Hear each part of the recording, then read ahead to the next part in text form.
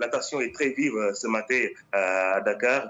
Et même sur toute l'étendue du territoire national, les manifestations, les scènes de pillage et de vandalisme ont été signalées toute la journée de jeudi dans plusieurs quartiers de Dakar. Les forces de l'ordre ont peiné même à maintenir l'ordre face à la détermination des manifestants qui continuent de réclamer la libération d'Ousmane Sonko. Des manifestations ont également eu lieu au sud du pays, comme vous venez de le rappeler, à Bignona et à Ziguinchor, avec des affrontements sanglants qui ont conduit à la mort d'une personne et a fait plusieurs blessés. Une autre personne a également été tuée à Yembel, un quartier de la banlieue dakaroise.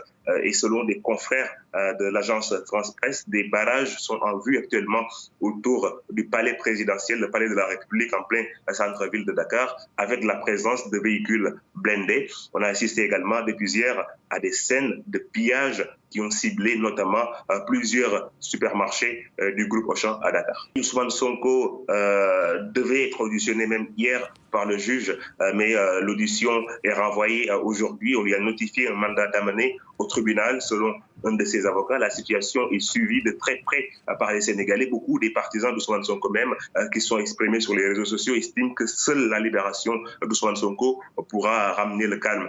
Le gouvernement du Sénégal, qui s'est très peu prononcé depuis le début de cette affaire, a publié un communiqué ce jeudi où il condamne les actes de violence et de pillage notés dans l'espace public. Le gouvernement dit prendre toutes les dispositions pour le maintien de l'ordre. À noter, vous l'avez rappelé, la coupure du signal de deux chaînes de télévision, Sen TV et Walf TV, coupées par le régulateur de l'audiovisuel après une mise en garde mercredi pour notamment diffusion de programmes pouvant menacer la sécurité publique, une coupure de signal dénoncée par les deux télévisions qui appellent au respect de la liberté de presse.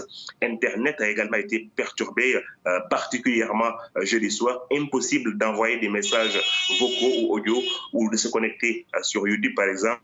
Les Sénégalais se sont ruinés ce jeudi sur les applications de VPN pour pouvoir être connectés à WhatsApp et à YouTube.